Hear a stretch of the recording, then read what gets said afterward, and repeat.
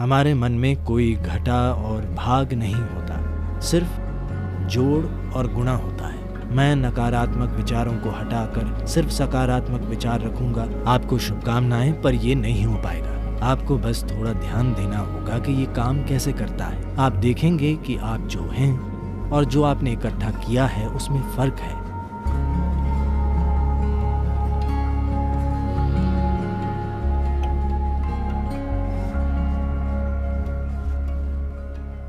देखिए, जिस तरह ये सवाल पूछा गया है और जैसे इसका आम तौर पर उत्तर दिया जाता है, उससे लोग सोचते हैं कि नकारात्मक और सकारात्मक विचार जैसा कुछ होता है।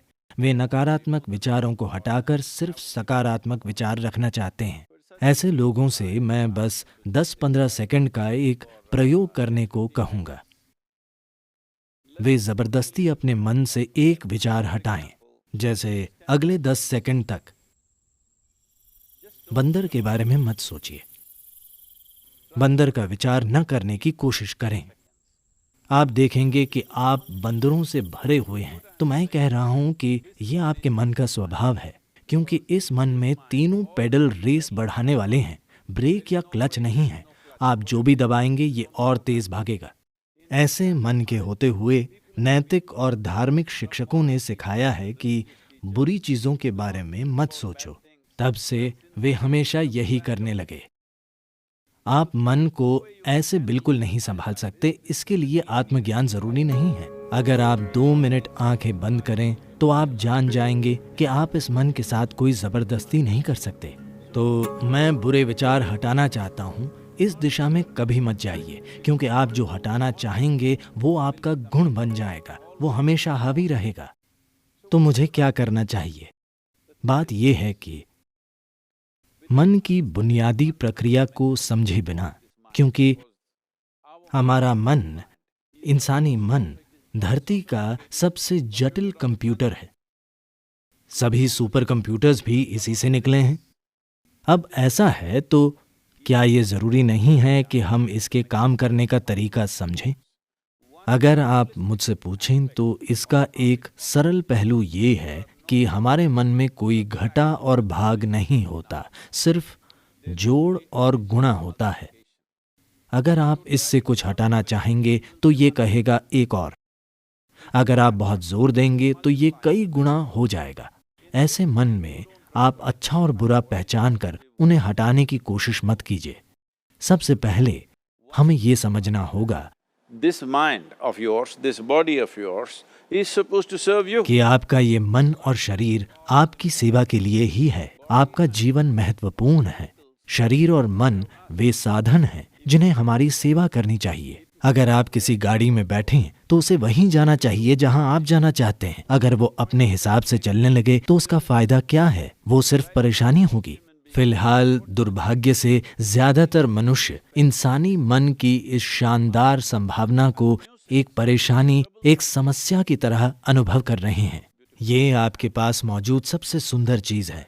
बस आपको इसके काम करने के तरीके पर थोड़ा ध्यान देना होगा। सबसे पहले यही करना होगा। इसी कारण हम एक सरल सी चीज, ईशा क्रिया लेकर आए। ये आपको आपकी शारीरिक और मानसिक प्रक्रिया से अलग करने के लिए है। आप जैसी एक चीज है जो मौजूद है। ये आपके सभी विचारों और भावनाओं और शारीरिक प्रक्रियाओं का जोड़ नहीं है। आप इन सब से परे हैं। अगर आप अपनी आंखें बंद कर लें तो कुछ नहीं दिखता, पर आप मौजूद होते हैं। आप अपनी आंखों की खिड़की से बाहर देखते हैं, पर आंखें बंद कर लेने पर आपका अस्तित्व खो नहीं जाता। आपका अस्तित्व तब भी होता है। तो अपने विचारों और भावनाओं से परे भी आप मौजूद हैं। So that you, the life that you are, this has to come into your experience. तो जो जीवन आप हैं उसका अनुभव करने की जरूरत है। ऐसा क्यों है कि अपने होने के सबसे महत्वपूर्ण पहलू को आप अपने अनुभव में नहीं आने दे रहे? फिलहाल हमारे जीवन का सबसे महत्वपूर्ण पहलू है कि आप और मैं इस समय जीवित हैं। बस यही है। मैं क्या सोच रहा हूँ, आप क्या सोच रहे हैं, ये महत्वपूर्ण नहीं है। हम इस समय जिंदा हैं, यही महत्वपूर्ण है। तो ये महत्वपूर्ण है कि आप अपने भीतर बुनियादी जीवंतता पर ध्यान केंद्रित करें। तब आप देखेंगे कि आप और आपकी विचार प्रक्रिया के बीच एक दूरी आ गई है। अपनी मानसिक प्रक्रिया और शारीरिक प्रक्रिया से दूरी बना लेना, यही कष्टों का अंत है। क्योंकि इंसान केवल दो तरह के कष्टों से गुजरता है, शारीरिक कष्ट और मानसिक कष्ट। जब आप खुद के और मन के बीच, खुद के और शरीर के बीच थोड़ी दूरी बना लेते हैं तो ये दुखों का अंत है। इसे हर मनुष्य को जानना और समझना होगा, नहीं तो आप सोचते रहेंगे मैं बुरे विचार हटाकर सिर्फ अच्छे विचार रखूंगा, मेरी शुभकामनाएं, पर यह नहीं हो पाएगा। 100% ये काम नहीं करने वाला, क्योंकि कोई विचार हटा नहीं सकता, उन्हें कुछ समय तक टाला जा सकता है। तो जब बुरे विचार आते हैं, आप कहें राम राम, शिव शिव, जो भी आप कहें, पर ये सिर्फ उनसे बचना हुआ, वो चले नहीं जाते। जिस पल आप उन्हें रोकते हैं वे बड़ी ताकत से फिर आएंगे, वरना वे आपके सपनों में वापस आ जाएंगे। तो ये बहुत महत्वपूर्ण है। सबसे पहले आपको समझना होगा कि आपका गुस्सा, नाराजगी, आपका जो डर है, जो भी नकारात्मकता आप पैदा करते हैं, आमतौर पर नाराजगी और गुस्सा हमेशा किसी दूसरे की ओर होते हैं। पर हमें समझना होगा कि ये जहर हम खुद पी रहे हैं और दूसरे के मरने की उम्मीद कर रहे हैं। सौभाग्य से जीवन ऐसे काम नहीं करता। अगर मैं जहर पीता हूं तो मैं मरूंगा, मेरे जहर पीने पर आप नहीं मरेंगे। तो हमें यह समझना होगा, जहर से मेरा मतलब है आज आप इसकी जांच करा सकते हैं, फिलहाल आपका खून कैसा है। फिर 5 मिनट तेज गुस्सा करें और अपने खून की जांच कराएं, उसमें कई नकारात्मक तत्व होंगे। आप वाकई खुद को जहर दे रहे हैं। तो क्या आप जहर पीना चाहते हैं? बिल्कुल नहीं। अब मैं क्या करूं? ये सवाल एक तरह की मजबूरी से आ रहा है।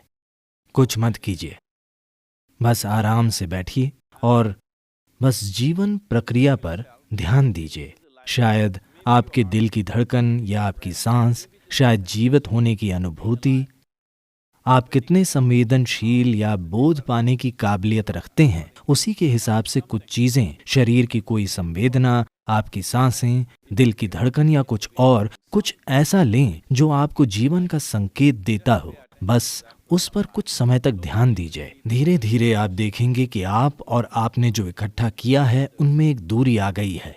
इकट्ठा की गई चीजें हैं आपकी शारीरिक प्रक्रिया और मानसिक संभावना या फिर मानसिक अस्त व्यवस्था।